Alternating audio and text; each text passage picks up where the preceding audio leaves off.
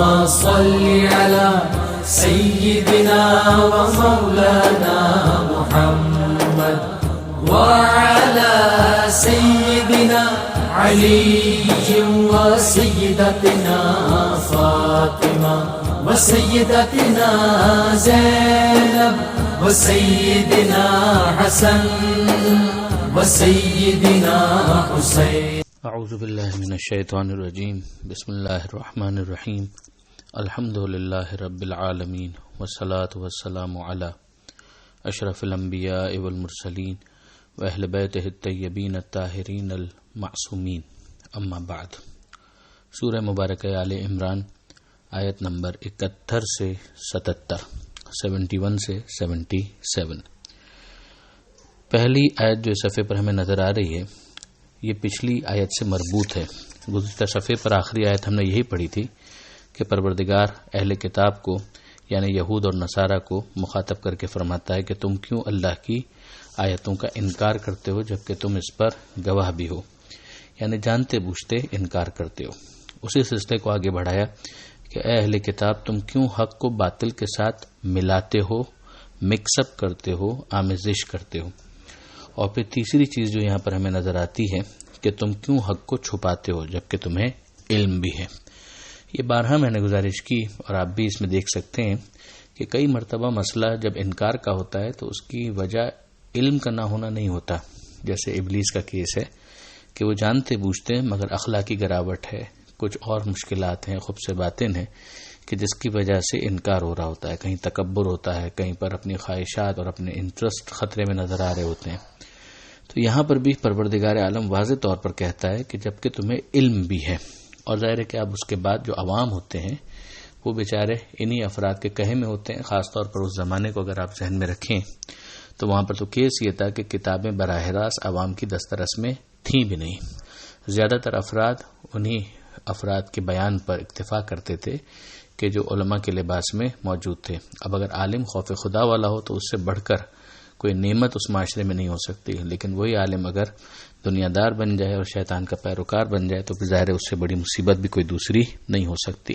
لوگوں کے سامنے جب معاملہ مشتبہ ہو جائے گا، سسپیشیس ہو جائے گا، ڈاؤٹ فل ہو جائے گا تو وہ ظاہر ہے کہ بیک فٹ پر چلے جائیں گے. اب اس کے بعد جو اگلی آیت ہے اس میں ایسی ہی ایک سازش کا ذکر کیا جاتا ہے کہ اہل کتاب میں سے ایک گروہ نے یہ کہا کہ آمنوا بالذی انزل علی الذین آمنوا وجہ النہار، کہ اب پریٹینڈ کرو، ایک طرح سے شو آف کرو ایک سازش کہ جیسے تم ایمان لے آئے. اب ظاہر ہے کہ ایک گروہ ہے کہ جس کو ٹرین کیا جا رہا ہے کہ تم دن کے آغاز میں ایمان کا اعلان کر دو، جاؤ محمد صلی اللہ علیہ وآلہ وسلم کے پاس اور کہو کہ ہم ایمان لے آئے، اور پھر اس کے بعد انکار کر دو دن کے آخری حصے میں. یعنی ایک مختصر سے وقفے کے لیے، مختصر سے پیریڈ کے لیے تم اپنے ایمان کا اظہار کرو.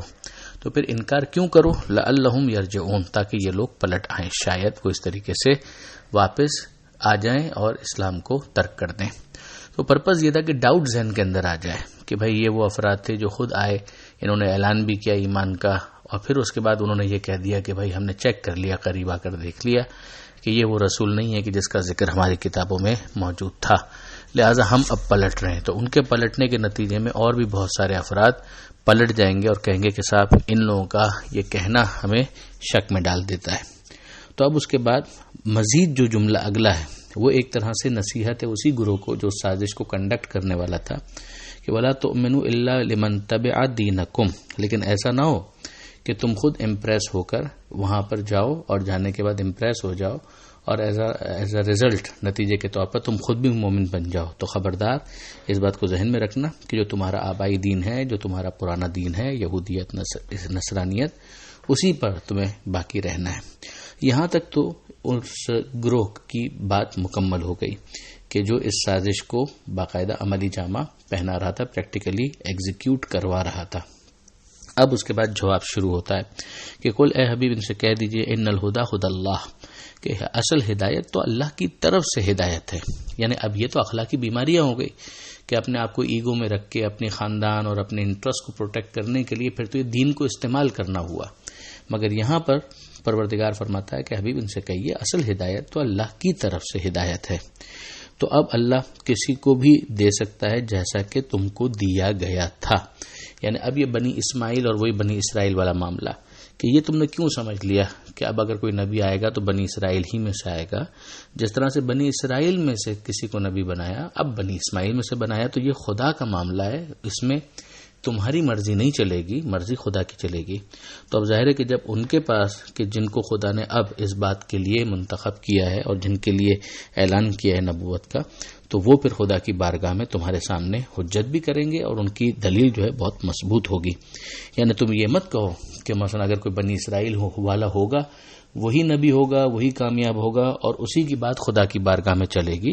او یحاجوکم عند ربکم. اب اس کا نتیجہ یہ ہے کہ یہ جو مسلسل جملہ قل سے چل رہا ہے اور آگے بھی ابھی چلے گا، یہ سارے کا سارا جواب ہے. اور یہی وہ قول ہے کہ جس کو حضرت علامہ سید علی نقی صاحب نے فصل الخطاب کے اندر قبول کیا ہے. یہ ذہن میں رہے کہ بہت سارے اس حوالے سے اوپینینز تھوڑا سا ڈفر کرتے ہیں، مگر میں بات کو ہموار رکھتے ہوئے آپ کے سامنے پیش کرنا چاہ رہا ہوں. اور پھر اس کے بعد یہ بات آگے بڑھتی ہے کہ قل ان الفضل بید اللہ، کہہ دیجئے کہ فضل اللہ کے ہاتھ میں ہے. یعنی خدا جسے چاہے نبوت عطا کر سکتا ہے. یوتی ہے من یشاء واللہ واسع علیم. اللہ وسعت والا ہے اور اللہ علم والا ہے، وہ اپنی رحمت سے جس کو چاہتا ہے مخصوص کر دیتا ہے اور اللہ صاحب فضل عظیم ہے. اب اس کے بعد جو اگلی آیت ہے اس میں بھی اہل کتاب کے دو پولرائزیشن، جس کو آپ کہیں گے کہ بالکل ایکسٹریم کچھ اوپینینز جو بیہیویئر کے حوالے سے ہیں، ان کو بیان کیا جا رہا ہے کہ اہل کتاب میں کچھ وہ ہیں کہ جن کو اگر امانت کے طور پر ڈھیروں رقم دے دی جائے، روپیہ دے دیا جائے، سونا چاندی دے دیا جائے، یو ادی ہے الیک، تو وہ تمہاری طرف اسے پلٹا دیں گے. یعنی وہ ایماندار ہیں، آنیسٹ ہیں. ومنہم من ان تأمنہ بدینار، اور کچھ ایسے بھی ہیں کہ جن کو اگر 1 دینار بھی امانت کے طور پر دے دیا جائے، لا یؤدیہ الیک، تو وہ واپس نہیں پلٹائیں گے، الا ما دمت علیہ قائما، مگر یہ کہ تم ان کے سر پر جا کر کھڑے ہو جاؤ. تو فورسفلی نکلوا سکو تو نکلوا سکو، ورنہ تم نہیں نکلوا سکو گے. اب یہاں پر ایک چیز جو سمجھنے کی ہے وہ یہ کہ نمبر 1 کہ ہر ایک کو ایک ہی برش سے پینٹ نہیں کیا جا سکتا. یہ میں پہلے بھی عرض کر چکا. یہاں پر پھر قرآن کا یہ انداز نظر آتا ہے کہ یہ نہیں ہے کہ اگر کوئی اہل کتاب ہے تو وہ حتماً خائن بھی ہوگا، ڈس آنیسٹ بھی ہوگا. نہیں، ان میں آنیسٹ بھی ہو سکتے ہیں، ڈس آنیسٹ بھی ہو سکتے ہیں. اور پھر یہ بھی سمجھا دیا گیا کہ ہر جگہ شرافت سے کام نہیں چلتا. بعض ایسے بھی ہوتے ہیں کہ جن سے اپنا ہی حق لینے کے لیے ان کے اوپر پھر کھڑا رہنا پڑتا ہے. اور پھر اس کے بعد وجہ بیان کی جا رہی ہے کہ وہاں پر اخلاقی گراوٹ کیا تھی کہ انہوں نے کہا کہ لیس علینا فی الامیین سبیل، کہ ہمیں یہ لوٹانے کی ضرورت ہی نہیں ہے، اس لیے کہ یہ جو غیر اہل کتاب ہیں ان کا تو کوئی اسٹیٹس ہی نہیں ہے، ان کا تو کوئی حق ہی نہیں ہے، اور یہ لوگ اللہ پر جھوٹ باندھتے ہیں اور اس بات کو جانتے بھی ہیں. کیوں نہیں؟ جو اپنے وعدے کو پورا کرے اور تقوی اختیار کرے تو اللہ صاحبان تقوی کو دوست رکھتا ہے. تو ضبط نفس کے ساتھ تقوی کو اختیار کرتے ہوئے، فکر نجات رکھتے ہوئے اگر کوئی دین کا انتخاب کرے گا تو یہ نہیں ہوگا کہ پچھلا چونکہ ماضی اس کا یہودیت کا ہے، عیسائیت کا ہے یا ایون مشرک ہے تو اس کو نظر انداز کر دیا جائے گا. نہیں، بلکہ ایک معیار یہاں پر دے دیا گیا. آخری آیت جو یہاں پر اس صفحے پر ہمیں نظر آتی ہے وہ یہی ہے کہ جس میں پروردگار فرماتا ہے کہ یقیناً وہ لوگ جنہوں نے اللہ کے سے کیے ہوئے وعدے کو بیچ ڈالا، قسموں کو بیچ ڈالا اور تھوڑی بہت قیمت وصول کر لی. جو بھی قیمت وہ وصول کریں گے وہ تھوڑی ہی ہوگی. ان کا پھر آخرت میں کوئی حصہ نہیں ہے. یہ وہ افراد ہیں کہ جن سے اللہ بات بھی نہیں کرے گا، یعنی کوئی گفتگو نرمی والی ان سے نہیں ہوگی. باقی سزا کے طور پر، ڈانٹنے کے طور پر تو گفتگو ہو سکتی ہے. ولا ينظر الیہم یوم القیامہ، نہ ان کی طرف نظر کرے گا، نظر رحمت یعنی. ولا یزکیہم، اور نہ ہی انہیں بری کرے گا، اور ان کے لیے دردناک عذاب ہے. ظاہر ہے کہ یہ وہ افراد ہیں کہ جو جانتے بوجھتے یہ سارے کام کر رہے ہیں. تو یہاں پر یہ آیت نمبر 77 مکمل ہوتی ہے.